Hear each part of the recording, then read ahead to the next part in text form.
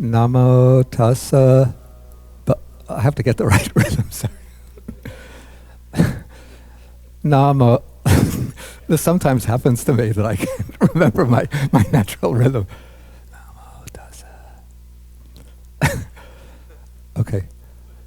Namo tassa bhagavato arahato sama sambuddhassa. Namo tassa bhagavato arahato sama sambuddhassa. Namo tassa bhagavato arahato sama sambuddhassa. Okay, good evening, everybody, and welcome to Abhidhamma 2.01. Who was here last year for Abhidhamma 101? Raise your hand. Who wasn't here last year for... Wow.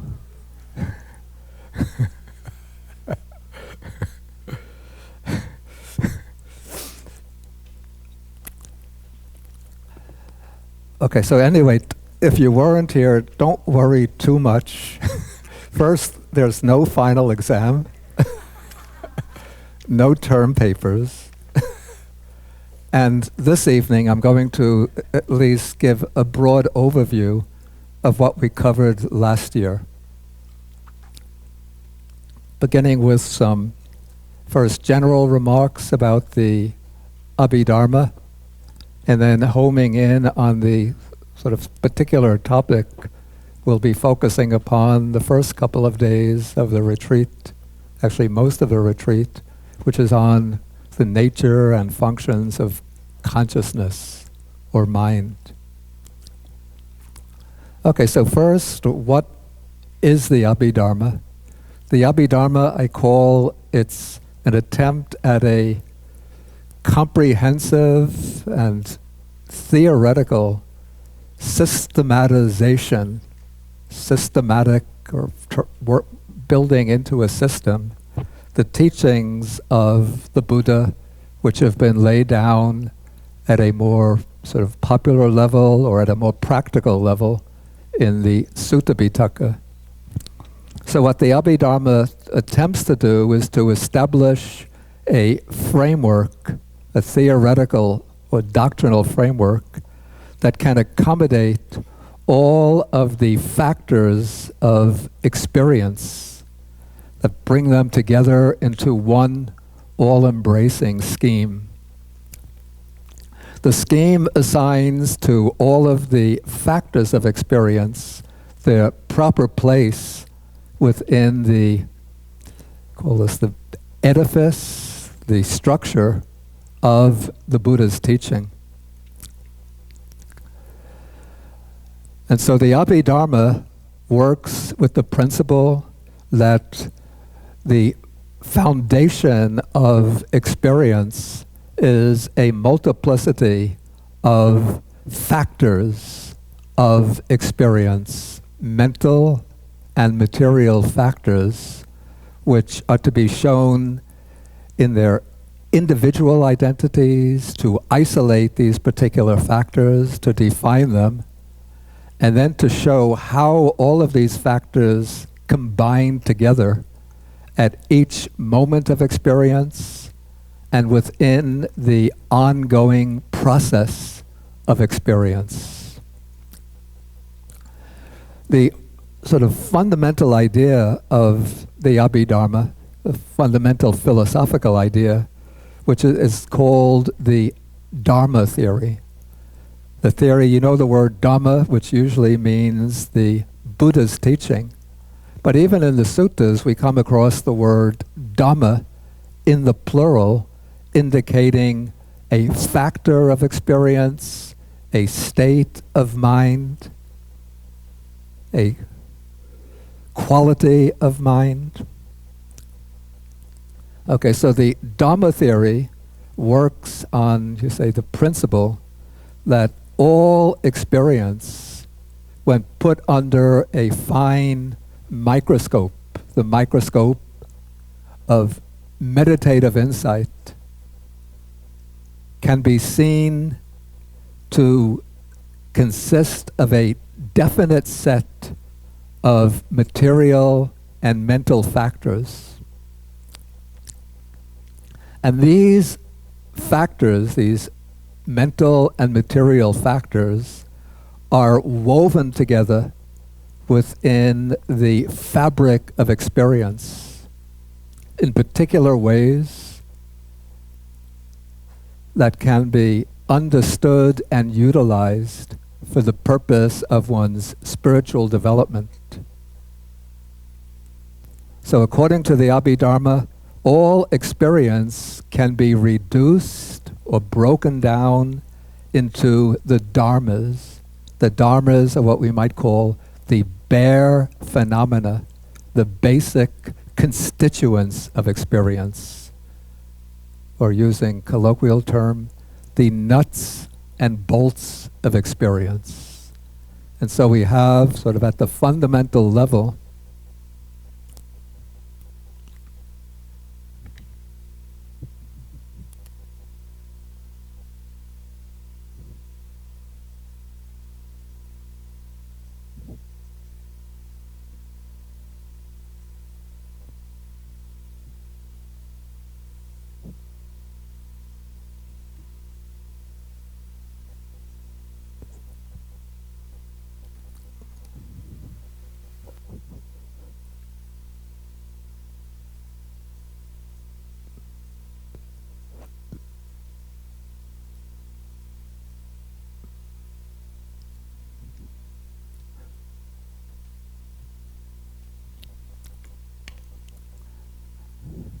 So ordinarily, we don't examine our experience, but we just take our experience for granted.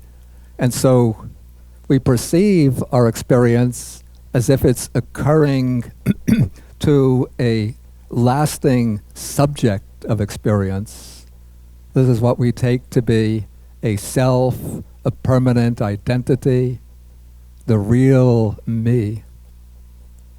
And so building upon the Buddha's approach within the suttas, where the Buddha breaks down experience into things like the 5 aggregates, the 6 or 12 sense bases, the 18 elements, the Abhidhamma pursues that process of analysis even further, revealing the whole multiplicity of factors that lie at the base of experience. In doing this, the Abhidhamma makes a distinction between 2 levels of reality. One is the level of what's called conventional reality, and the other is, in Pali, the expression used is paramatta, which is translated as ultimate reality. Though I don't quite like that translation, though I use it. So we have the conventional reality at the level of gross experience.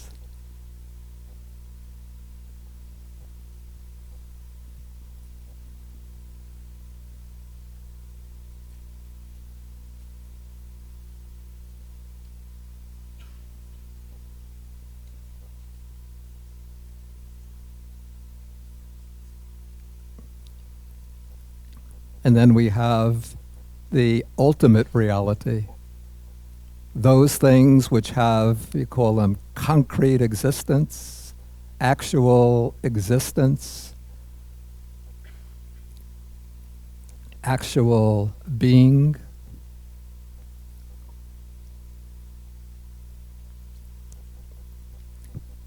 And the Abhidhamma teachers analyze or distinguish 4 types of ultimate realities.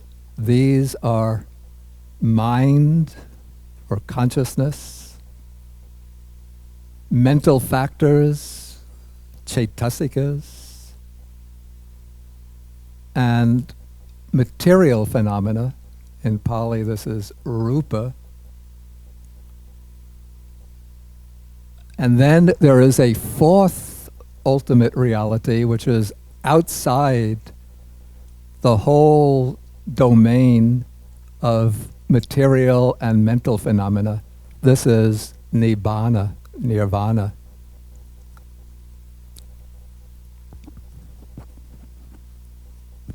And so according to the Abhidhamma, our conventional experience of the world is constructed, so to speak, on the basis of the ultimate realities.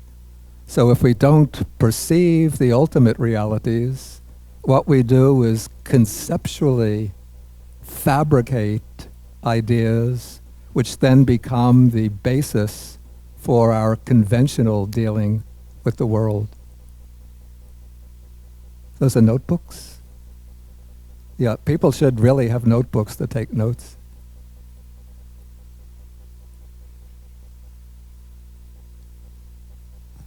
Yeah, sammuti satya is the conventional reality, conventional truth. Paramatta satya is the ultimate truth.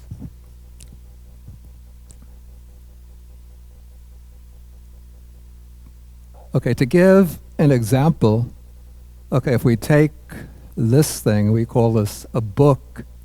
Now the book, we would say, is a conventional reality. It's something which is here. I can touch it, I can read it, do things with it. I could sell it, buy books. But according to, from an Abhidhamma point of view, the book is a concept that I have in my mind based on the function of this particular item.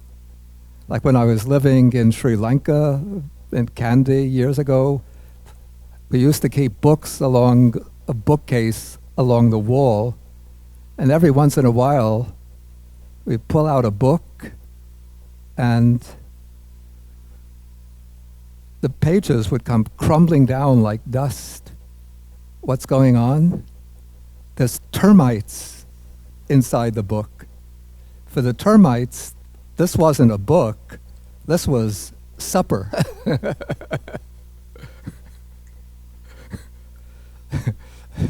So the way we sort of label and designate things, interpret things, and weave them together into our picture of the world is dependent upon our concepts,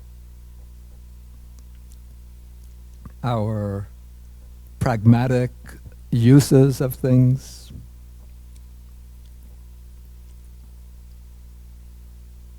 But now looked at from the standpoint of ultimate reality, what one would say from an Abhidhamma point of view is that what is actually here is some combination of material phenomena.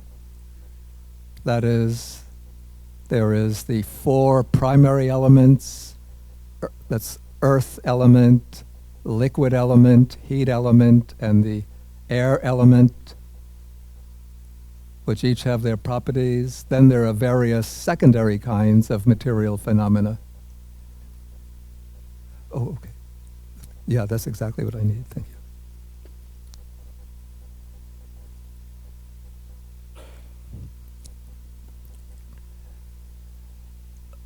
Okay, so with a book, we say it's just constituted out of material phenomena. Now, of course, much more important is this and that, what we take to be ourselves. So we take ourselves, we grasp upon the idea that we are some kind of solid, substantial, lasting entity, and we take this to be I, me, myself. Even in the suttas, we have the person analyzed into the five aggregates, and so the five aggregates are all said to be not mine, not I, not myself. But the Abhidhamma will analyze the person at an even more detailed level into a whole succession of different chittas, states of consciousness which arise in conjunction with a whole bundle of mental phenomena. And this process of mind and mental phenomena occurs on the basis of the physical body. And so when we examine the person from the standpoint of the Abhidharma, we see what we take to be a substantial entity resolves itself into a whole multiplicity of momentary states of mind arising together with mental factors based upon a physical organism, which also consists of a multiplicity, a great number of material phenomena which are constantly arising and passing away.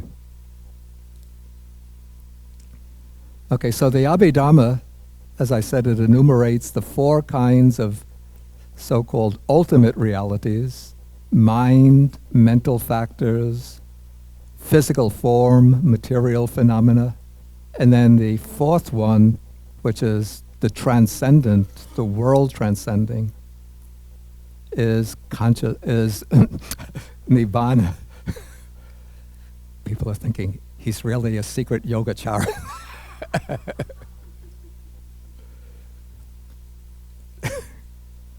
Okay, but of these four, the focus, the real sort of focus of the Abhidhamma is upon the mind. And this is quite consistent with the direction even of early Buddhism, because you can see, if you look at the suttas, that the main concern of the Buddha is not with building up a strong and healthy body, but with understanding and transforming the mind. So even when we open the Dhammapada, the most popular collection of Buddha sayings, the first verse is Mano Pubangama Dhamma, Mano Seta Mano Maya, that all dharmas, all phenomena are preceded by the mind, they are led by the mind, they are made by the mind. And then always in sutta after sutta, the Buddha is teaching us how to look into our mind, how to understand our minds, how to transform our minds. And so the Abhidharma picks this up and then takes the understanding, the detailed understanding of the mind as its special point of focus. One of the projects that emerges out of the Abhidhamma because of this focus on the mind is the development of what I call a typology of consciousness.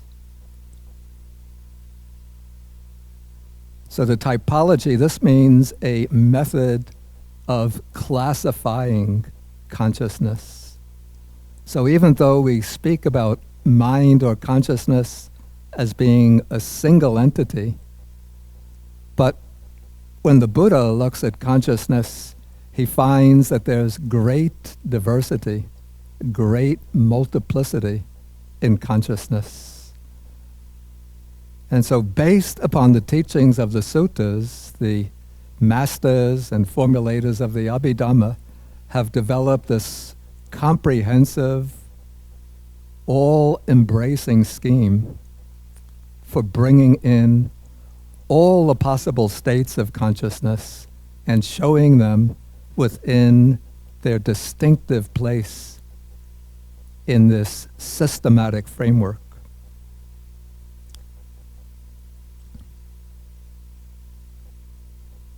So we can say that this gives us, we call this a map of the mind that we can use to follow the path to liberation. So the aims of the Abhidhamma in examining the mind are not quite therapeutic in the sense of modern psychotherapy. It's not so much to deal with the different complexes and neuroses and psychoses of the mind, but rather it's to show us how to develop the mind in the direction of the aim of the Dhamma. In other words, how to develop the mind ultimately towards enlightenment and liberation. And so some of we call this the parameters or the determinants of this system of classification are to show us what kind of states of mind are to be weakened and eventually eliminated, what states of mind are to be nurtured, developed, and strengthened, and then finally to show us how we can use the potencies of the mind, the inherent powers, capacities of the mind, to bring the mind to the state of full awakening and liberation from suffering, especially from the suffering, the bondage of samsara.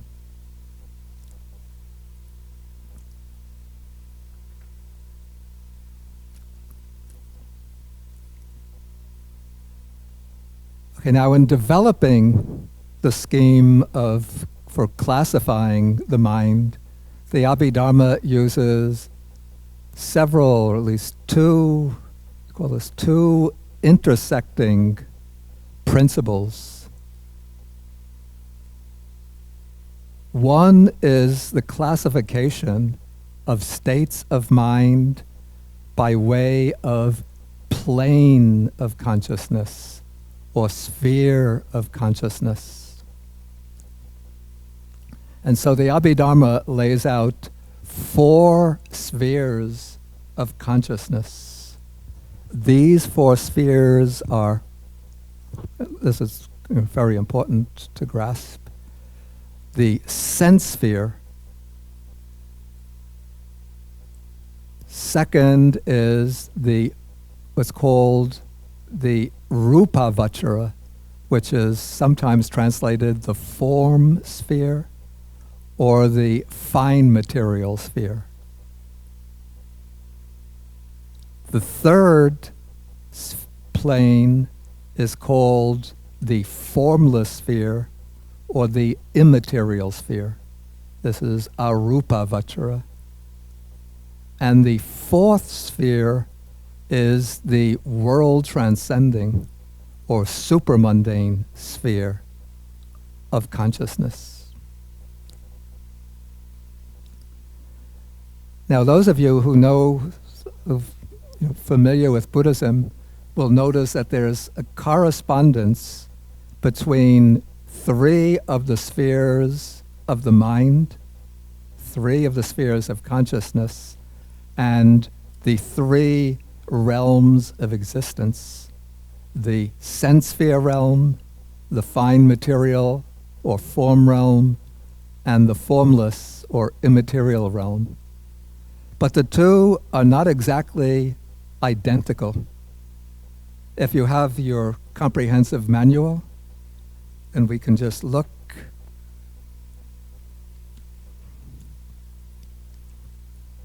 page 29.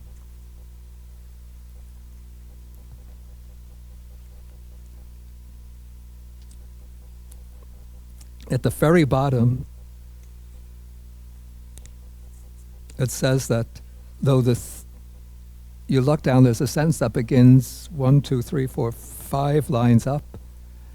It says, however, though the 3 spheres of consciousness have a particularly close connection with the corresponding planes of existence, they are not identical. The spheres of consciousness are categories for classifying types of chittas, while the planes of existence are the realms into which beings are reborn and in which they pass their lives. Okay, so there's a distinction between the spheres of consciousness and realms of existence But there's also a close correspondence between them. The correspondence is that the states of consciousness that belong to a particular sphere are typical of the realm of existence after which they are named. So the sense sphere types of consciousness are typical for beings of the sense sphere, beings like us, like the animals, like the beings in the lower realms. The fine material sphere types of consciousness are typical for beings in very high divine realms of existence, the beings of the form realm. And the immaterial types of consciousness, or consciousness of the immaterial sphere, is typical of the beings in the formless realm of existence. But the fact that a state of consciousness is named after a particular realm doesn't mean that that state of consciousness can occur only in that realm.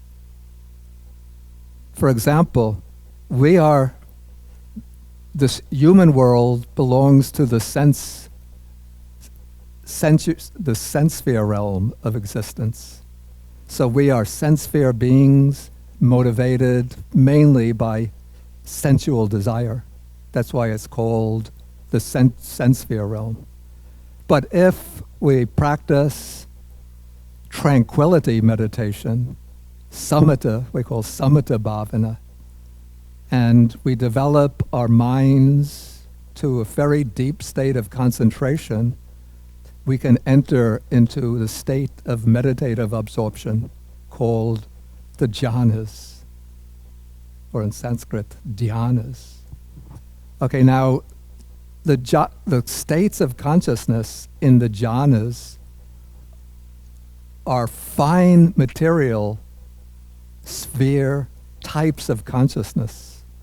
Those, that is the type of consciousness which is, call it square one, or home for the beings in the fine material realm.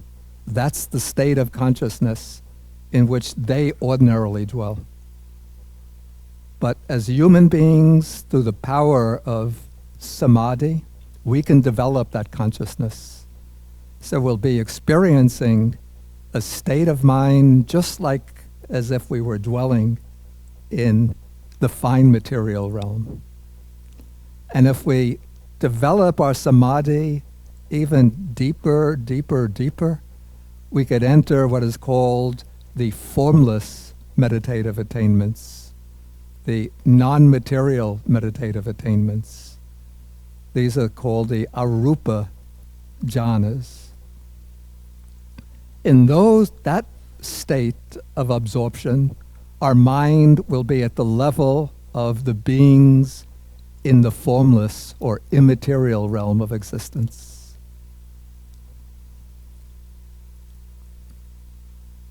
And so we are capable of developing the states of mind of beings in the form realm and in the formless realm. And we could even develop the world transcending or supramundane states of consciousness. And now the beings in the higher realms, they don't get off so easily. They could also, even though somebody is existing as a divine being in the form realm, they can give rise to states of sense sphere consciousness. They can have greed and attachment also. And even the beings in the formless realm, even though there's nothing to eat there, no sights to see, no music to listen to, but they can have states of greed and attachment too. When they have states of greed and attachment, those are states of mind that we call sense sphere consciousness, even for the beings in those higher realms.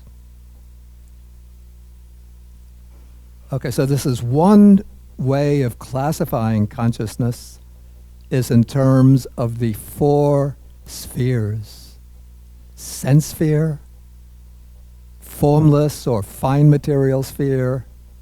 What did I say formless? Oh, I'm sorry.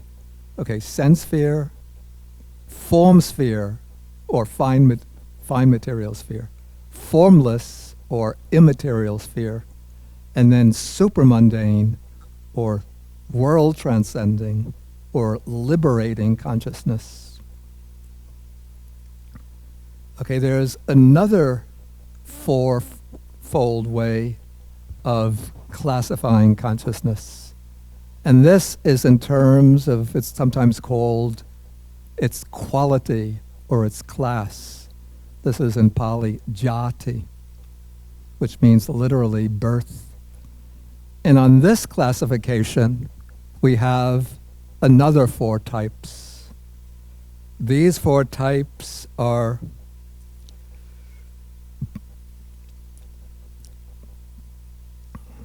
the unwholesome consciousness,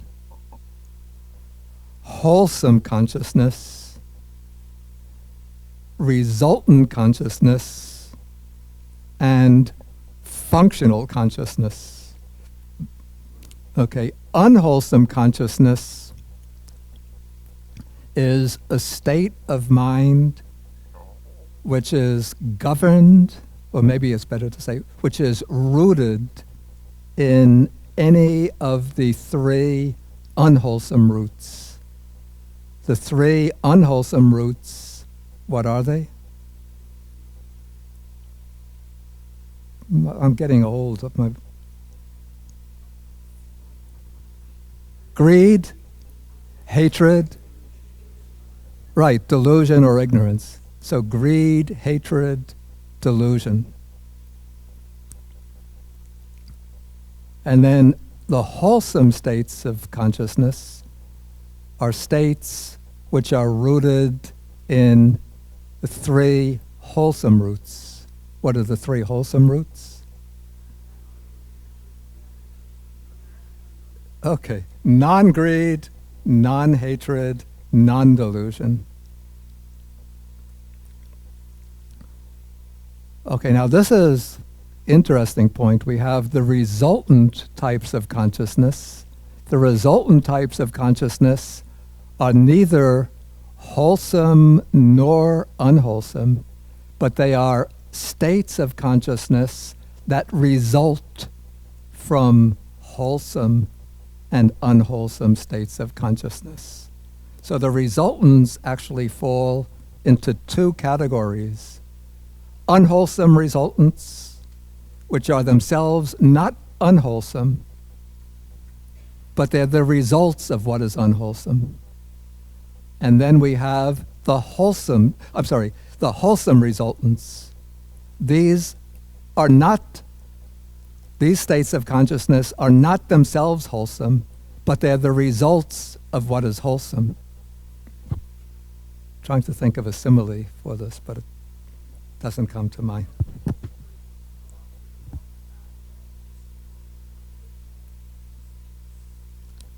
No, you'll come to understand the resultants as we go along. But those will all be, if a stream of unwholesome thoughts, those will all be unwholesome thoughts. Okay, so we have the resultants, and then we have certain states of consciousness which are called functional. This gets pretty tricky for those who have not studied the Abhidhamma yet. Okay, the functional states of consciousness, let me just say that they're themselves neither wholesome nor unwholesome at this point, but they are not resultants of other states of consciousness. Okay, so we have these two fourfold schemes. We have the spheres of consciousness. We've already went through those. And we have the 4 types of consciousness, the 4 classes: unwholesome, wholesome, resultant, and functional. And now these 2 schemes weave together. They sort of intersect. And when they intersect, then we get the basic outlines of the table for the classification of consciousness. And to actually see this table, we have literally 2 tables. One is on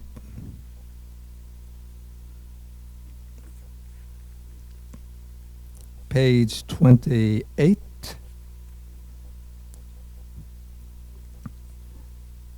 The other one is on 670. Yeah, 70, that's right. Oh, somebody's doing his homework. Good.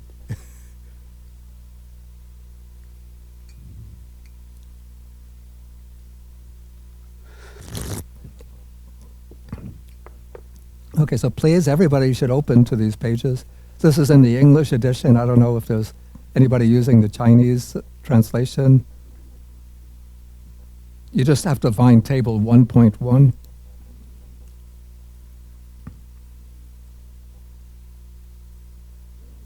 Both tables actually show pretty much the same thing. Okay, we start off, we have all of the mundane chittas. These are all of the states of mind excluding the supramundane or world transcending. So we start off with the sense sphere chittas, and we have 12 unwholesome chittas. Now, all unwholesome chittas belong to the sense sphere. Even if they arise in some other realm of existence, as I said a few minutes ago, they can arise in the form realm or the formless realm, the fine material realm or the immaterial realm. But wherever they arise, by their nature, they belong to the sense sphere. They are types of mind which are typical of the sense sphere. And so we have here greed-rooted chittas, 8 greed chittas that are rooted in greed, 2 chittas that are rooted in hatred, and 2 chittas that are rooted in delusion. Now this is a little bit misleading, these designations, because delusion is present in all the unwholesome chittas. I'm going to use the word chitta. It's much more convenient than saying a state of consciousness or a state of mind. So the word chitta, C-I-T-T-A. So all of the unwholesome chittas have the root of delusion. But there are 2 other factors, 2 other unwholesome roots that don't get along very well. That is greed and hatred. Actually, they get along very well, but they just can't stay in the same room together. You know, and they meet outside in the street, they get along very well, but you can't put them in the same room together. Yeah, because greed relates to things by grasping, I want, taking. And hatred reacts to things, responds by pushing away or trying to destroy. So they have opposite ways of functioning. So they don't exist together in the same chitta. But if you have a lot of greed and somebody takes the object that you're attached to, how do you feel about him?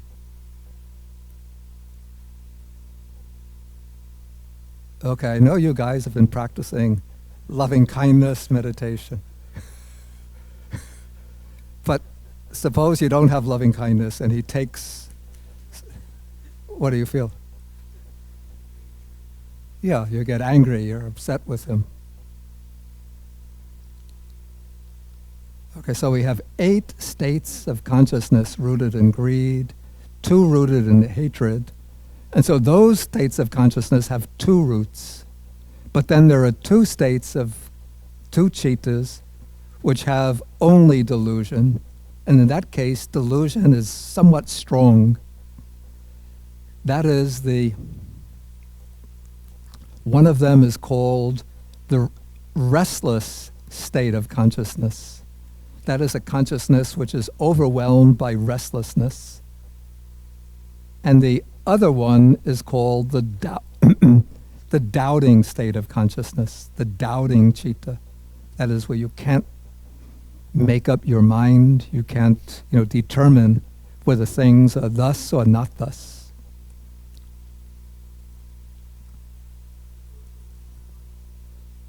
Excuse me? No. These are the unwholesome chittas, which are rooted which have the unwholesome roots. Yeah, those are the 2 types of the 2 chittas which have only delusion, strong delusion as a root.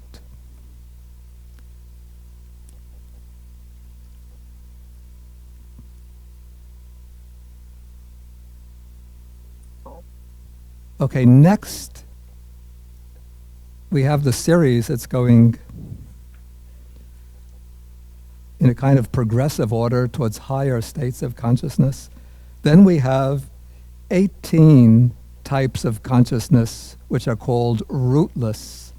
These are states, chittas, which don't have any roots, which don't have the unwholesome roots, which don't have wholesome roots. And of these 18, 15 of them are resultants. You can see from the table, 7 are unwholesome resultants. And as I said, this means that they are the results of the unwholesome. They are not themselves unwholesome. And 8 of them are wholesome resultants. That is, they result from wholesome states of consciousness.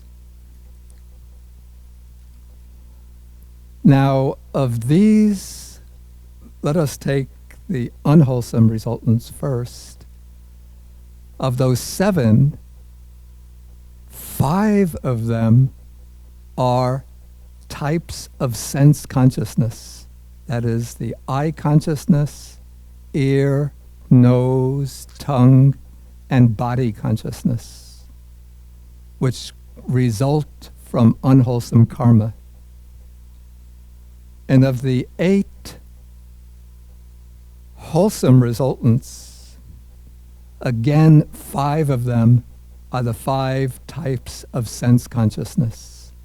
So in other words, the eye, ear, nose, tongue, and body consciousness can be either unwholesome resultant or wholesome resultant. So in the Abhidhamma, for convenience, they're called the twice fivefold sense consciousness, or the 2 kinds of fivefold sense consciousness.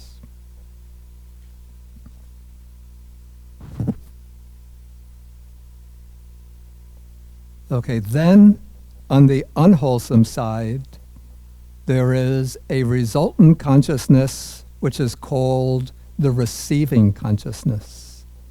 That is, in the process of perception or cognition,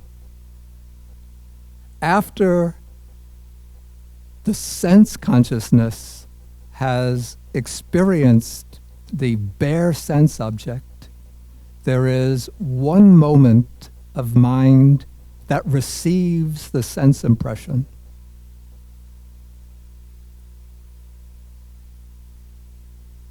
And that is followed by another moment of mind which just for one flash, split fraction of a moment, investigates the object. We have to realize that these are going by extremely rapidly. So there's just a split second of receiving the object, a split second of investigating the object. What is the object? So that is the unwholesome resultant receiving consciousness, the unwholesome resultant investigating consciousness. And we have the same two types of consciousness on the wholesome side. That's the wholesome resultant receiving consciousness, the wholesome resultant investigating consciousness. But there's one more consciousness on the wholesome resultant side, which is also an investigating consciousness. When the object is especially pleasant, there arises what is called a joyful investigating consciousness.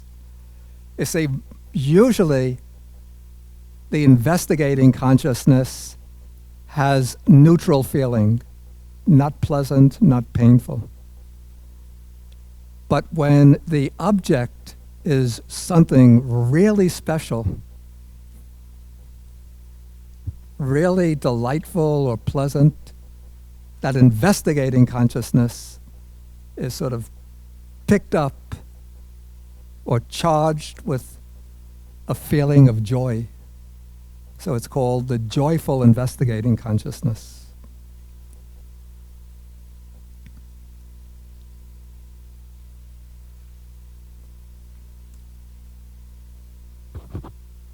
Okay, then there are three rootless types of consciousness which are called simply functional. That is, they're not the result of karma. They don't create karma, but they just perform certain functions in the process of cognition, the process of experience. I'm not going to describe them now because we're going to examine them tomorrow when we come to, when we come to chapter 3.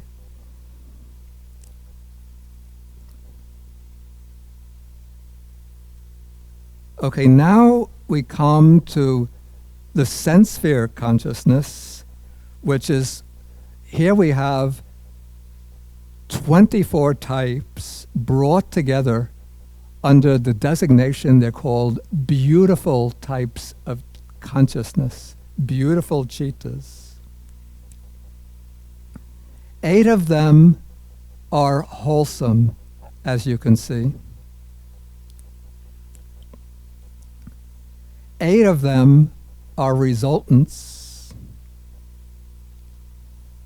8 of them are functional. Now, the functional types of sense sphere consciousness, or the functional types of beautiful sense sphere consciousness, are mirror images of the sense sphere wholesome types of consciousness.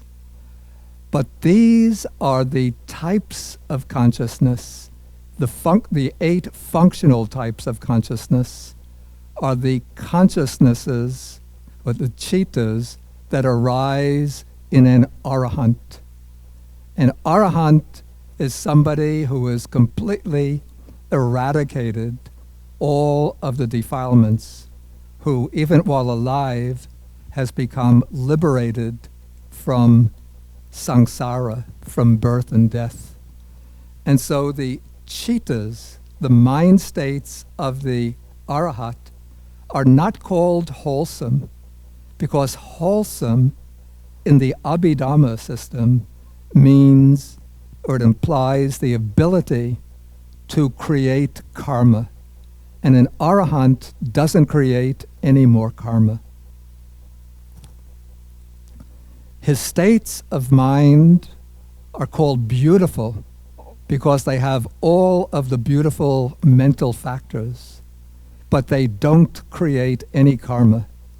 So it's said that his actions are like the flight of birds across the sky. You know, if a rabbit runs across a road, then you look and you see rabbit footprints. If a deer runs across the road, you look in the road, you see deer footprints. If a bear walks across the road, you see bear footprints. But when you look up into the sky, you can't say, oh, swallows have been flying by, crows have gone by, sparrows have flown by.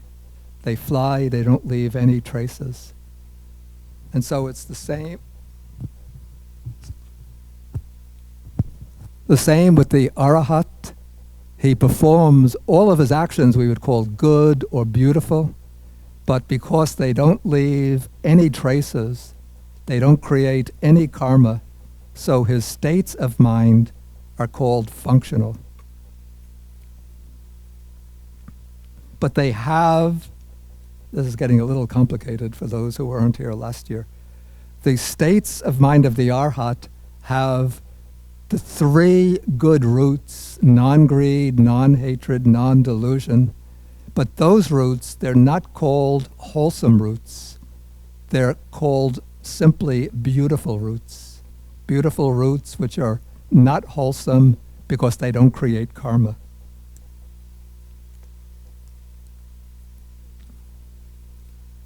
I think maybe it's good if you ask a question.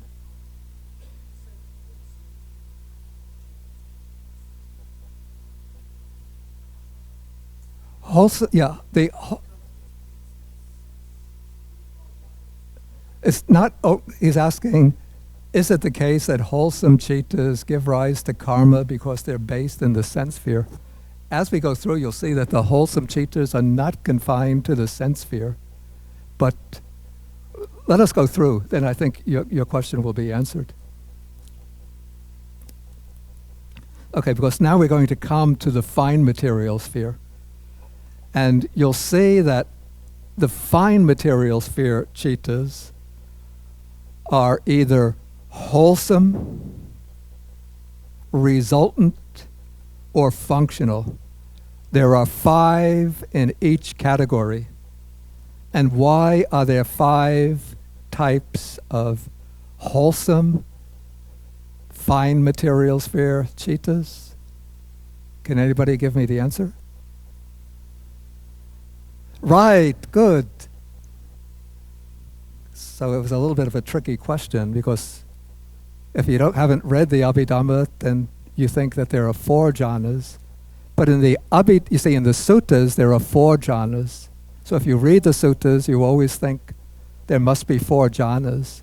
But if you remember the sutta formula, when one passes from the first jhana to the second jhana, one eliminates thinking and examining, what's called vitaka and vichara together.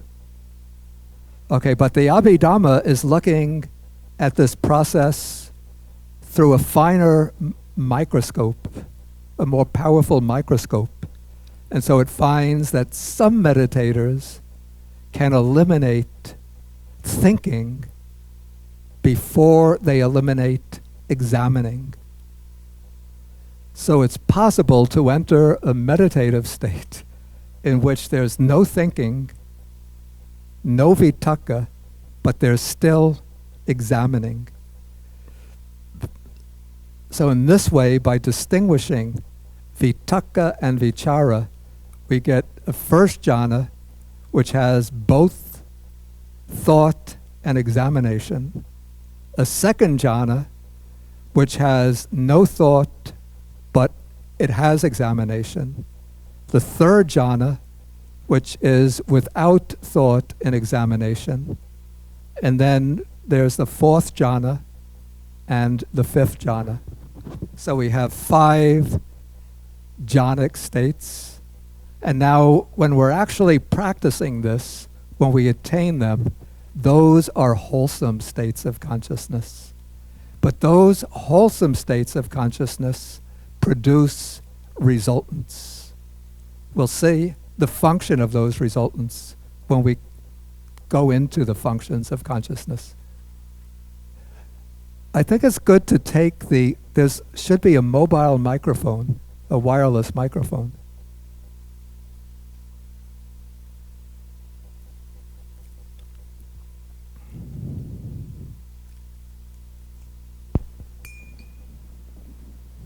Thank you. It's a very basic question, I guess, but how would you describe wholesome?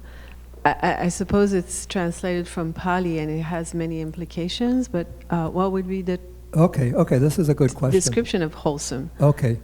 The Pali word for wholesome is kusala, and the Pali word for unwholesome is akusala. Okay, the word kusala, the way it's explained in the commentaries, it says that there are, I think, 3 dimensions to the nature of the kusala. First, it is what is psychologically healthy, what conduces to psychological well-being. So that's looking at it from a psychological point of view. Then looked at from the ethical point of view, it's a state of mind which is considered blameless, a blameless state of mind, or a praiseworthy state of mind. And then looked at from the karmic perspective, the wholesome state of mind is a state of mind that produces pleasant results that leads to future happiness. Then conversely, the akusala, the unwholesome, is that which is psychologically harmful, which causes mental and spiritual deterioration. Then from the ethical standpoint, it's a state of mind which is considered blameworthy, or at least not praiseworthy. And then from a karmic point of view, it's a state of mind which produces as its karmic result pain and suffering.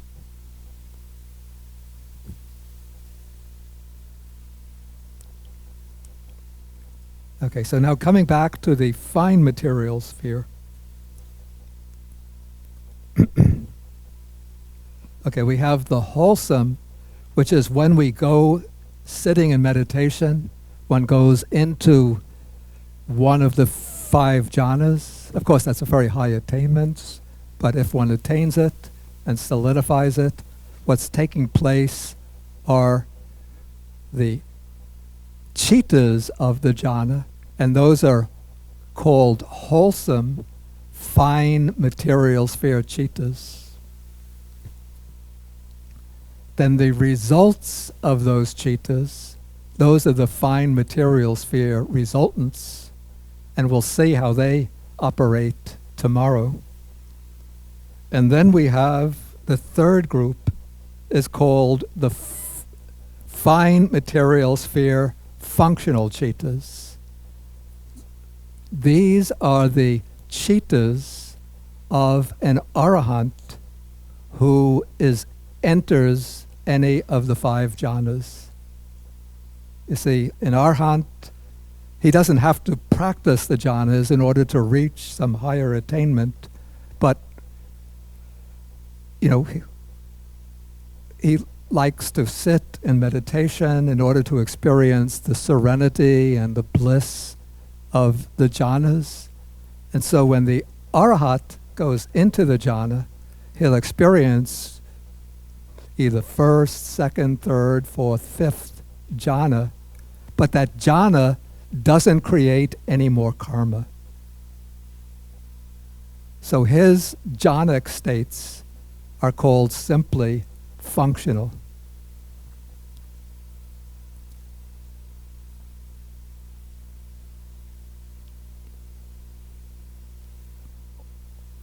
Okay, now beyond the jhanas, as one is developing higher states of meditative absorption.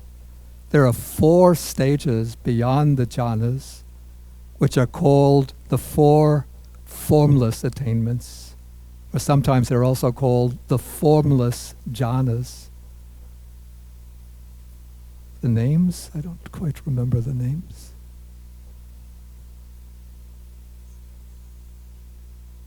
Yeah, what comes after space? Yeah. Yeah. Okay, good. Okay, good, very good. So there's the base of infinite space, the base of infinite consciousness, the base of nothingness, which is not the same as emptiness. It's just a very deep state of meditative absorption. And then there's something called the base of neither perception nor non-perception. Even though these have fancy names, you have to remember these are not states of wisdom or states of enlightenment, but they're just very serene, peaceful, exalted states of mind. Okay, now when ordinary people who are non-arahants, practice these formless meditations, non-material meditations, then their states of mind are called the immaterial, wholesome consciousness, immaterial, wholesome chittas.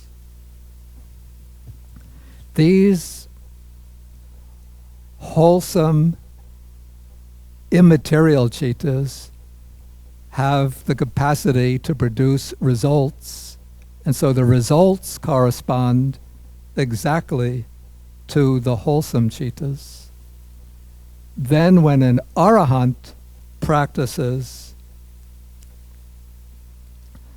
the immaterial meditative attainments, the formless attainments, again the arahant will be able to enter them, to stay in them, come out from them, but he doesn't create any karma. Again, this is like the bird flying across the sky. So these meditative experiences of the arahat are called functional. They are the immaterial sphere, functional types of consciousness. Okay, so now we've gone through the 81 mundane types of consciousness, but we haven't yet touched the essence of the Buddha's teaching, which is to develop the world-transcending or supramundane types of consciousness. And so the supramundane chittas divide into 2 broad categories. One is called the supramundane wholesome chittas, and these are 4 in number. Many of you who've read the suttas will know about the 4 stages of liberation. We speak about the stage of stream entry, the stage of the once returner, the stage of the non-returner, and the stage of arahatship.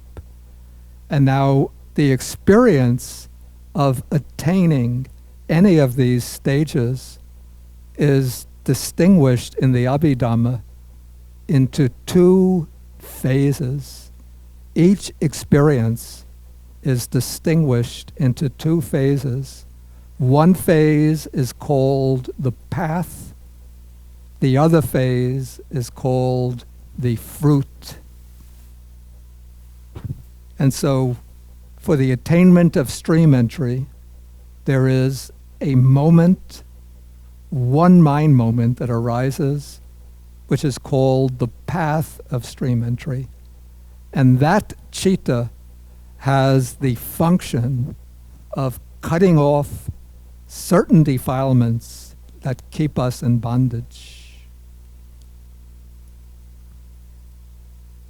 It's followed immediately by another type of citta which is a resultant citta, the result of that path. And that is called the fruit of stream entry.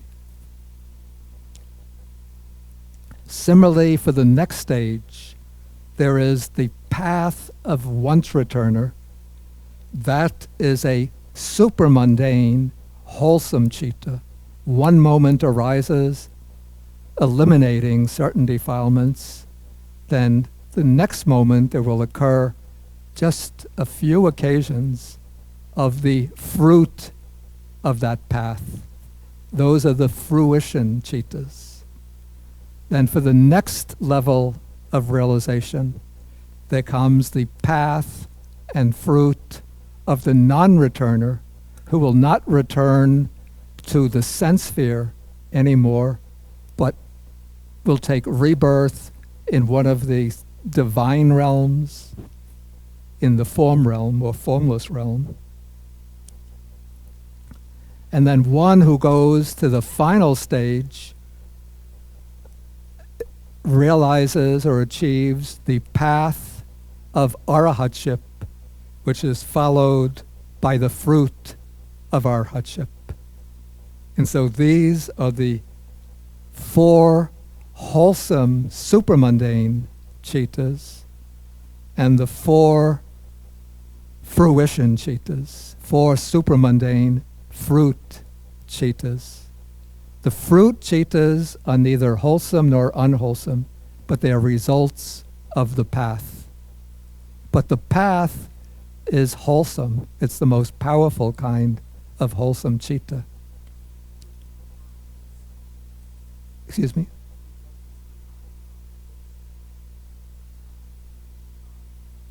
Excuse me? Maybe you take the microphone. I was going to just say that now I've covered the typology of the mind, so now we could take some questions. You said that, I'm not sure if I know how to say it now, the resultant, how can it be super mundane if it's, You have to ask the question. I'm not sure if I'm asking it right now. How could it be? The resultant, Yeah. doesn't that have, it comes from wholesome or unwholesome, but... Yeah, it's resulting from, you see, the consciousness of the path citta is a wholesome citta. And it produces immediately after itself the result. It produces its results immediately after itself. That result is the fruition citta, the fruit. In the case of regular karma, it usually takes a long time, maybe later lives for that karma to bring its result. Like if I do a good deed, I give somebody some food, or I offer something in charity, or I take precepts or develop loving kindness. I'm creating wholesome karma, and that could come, many lifetimes later, it produces its fruit. But the path is just one mind moment, a very powerful, wholesome citta, which is immediately followed by its result, the fruit. So it's like, boom is the path. It's like, that's the path, and then that's the fruit, right after. Okay, I just have to say that last year when we had this retreat, we went in detail through the first 2 chapters. And so I was able to explain, everything in detail. And I thought everybody who would be coming here would be people who took last year's Abhidhamma 101. So I could realize that this is going to be a bit difficult for those who are, jumping up into Abhidhamma 201 without the background in 101. But please be patient and try to understand. Okay, the person next to Jason, then this gentleman. And please stand up when you... Yeah, we have 3 conditions when asking a question. I laid them down last year, I repeat them. First, you have to speak clearly, distinctly, fairly loudly, without shouting. Second, the question has to be pertinent to the subject matter. not like, where did you go on your summer vacation? Sometimes the questions can wander quite a bit. And third, the question has to be kept concise, not, your contribution to the Abhidhamma class. What I think about Abhidhamma. Okay, please. I was wondering, are these categories are they independent of each other? For instance, if you have to have greed before you have hatred, then hatred might be a subcategory, and it wouldn't be, then there wouldn't be greed, hatred, and delusion rooted seed as just greed and delusion, because hatred would be a subcategory of greed. Yeah, no, they are not subcategories of each other. At the time that greed arises, hatred is not present. At the time that hatred is present, greed is not present. Now this it might seem to contradict our ordinary experience, but you see, the Abhidhamma is not looking at the way we ordinarily experience our mind, but it's putting what I call a electronic microscope to the mind to show what is taking place, when you sort of blow up the mind into pixels. It's like a computer screen where you see maybe if you're watching a movie, a man and a woman walking down a road together. So there you see, there's a man, there's a woman, but now you blow up the pixels and there you see just little points of red, green, blue, yellow. So the Abhidhamma is putting this super powerful microscope to the mind and looking what's taking place at these individual moments or individual sequences of mind states. And when one looks at the mind that way, then greed and hatred as actual factors in the mind are not present simultaneously.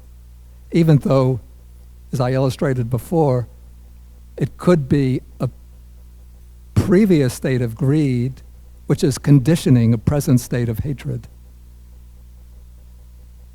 But delusion coexists with greed and with hatred. Yes, thank you, Bhante. First, a small point of information. For those wishing to take Abhidhamma 101, I think they can find it on YouTube when they get home. That's right. Yeah. That is right. Yeah, thank you. But the question has to do with this rather odd, at least to me, odd and mysterious state of consciousness called the base of neither perception nor feeling. And does that fit somehow into the Abhidhamma classifications of consciousness, or no? You mean the attainment of neither perception nor feeling? Yes. It is not considered a citta, a state of mind. It's considered to be the actual stopping of the continuity of mind. So there's no citta occurring on that occasion. It's the citta sort of coming to a temporary end.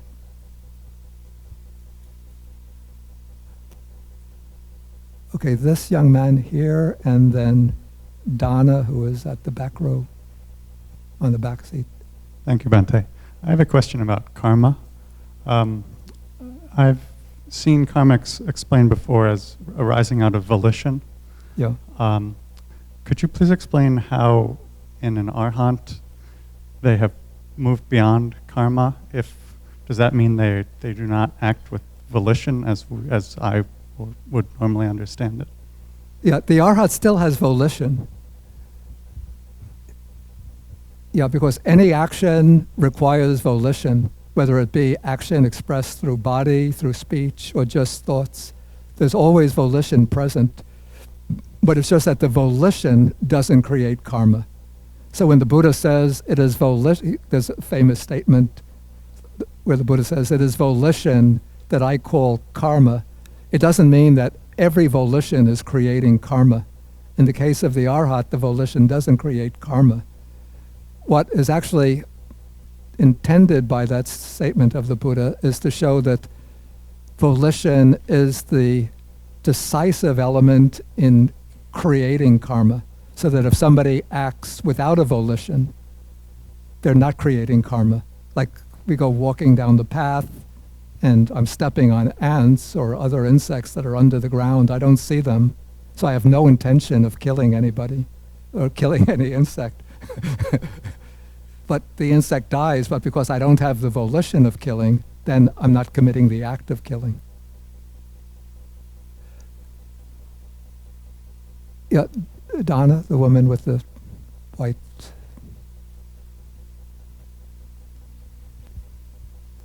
Yeah, thank you. Would you please explain how does the Abhidhamma seem a four-person fruits?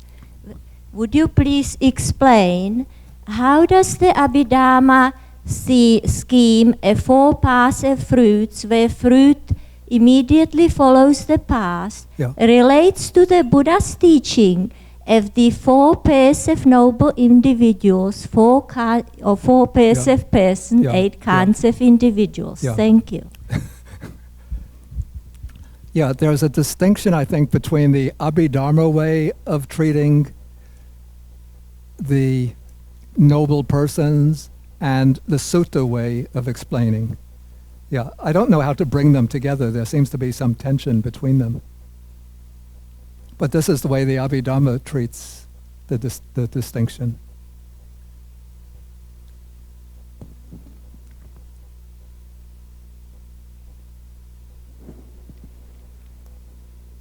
Okay, we take one more question, then we have a closing meditation. But I missed one little thing. Yeah. You said the classification of the mind, there were two.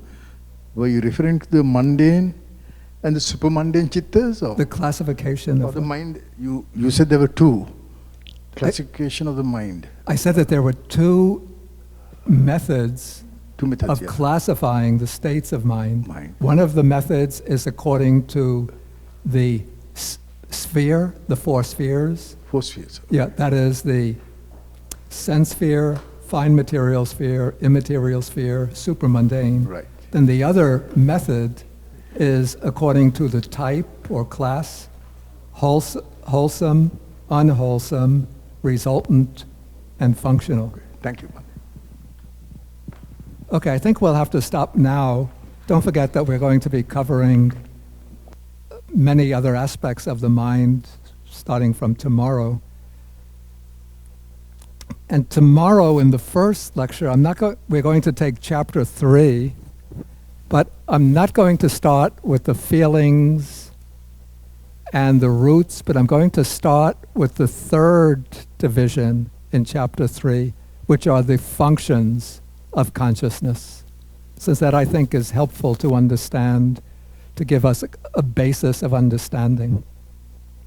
Okay, so now we could have a period of silent meditation.